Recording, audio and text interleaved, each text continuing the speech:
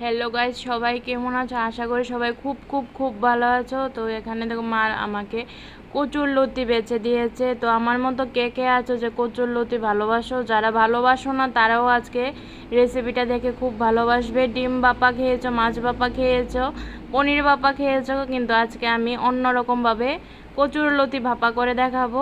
তার জন্য রসুন, তারপরে দেখতে পাচ্ছ সর্ষা পেঁয়াজ একসঙ্গে বেটে দিয়েছি, আর নুন মেখে রেখেছিলাম কিছুক্ষণ লতিগুলোকে। তারপর দিয়ে দিলাম উপরে সর্ষে, পেঁয়াজ, রসুন বাটা, কাঁচা লঙ্কা, পেঁয়াজ কুচি দিয়ে সর্ষার তেল, কাঁচা সর্ষার তেল দিয়েছি। ভাপার মধ্যে কাঁচা সর্ষার তেল না দিলে ভালো লাগে না। তারপর ভালো করে মেখে আমি 2-3 ঘন্টা রেখে দেব।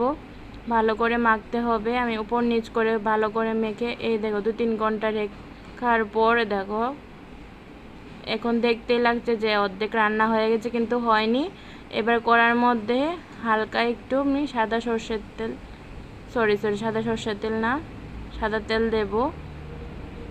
তো সাদা তেল দিয়ে কড়ার মধ্যে ভালো করে মিশিয়ে নিয়েছে। চুলার আঁচটা দেখো একদম কম রেখেছে।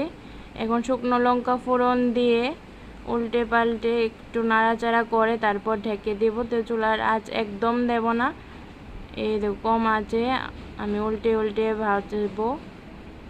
এই দেখো ভেজে নিচ্ছে, জল দেব না, আর কোনো রকম ভয় করবে না, গলা একটুও চুলকাবে না। দেখো ভাজা হয়ে গেছে। তারপরে দেখো আমি নামিয়ে নিলাম। তো অন্য ভাপার মতো এটা না, এটা একটু শুকনো শুকনো ভাবেই থাকবে।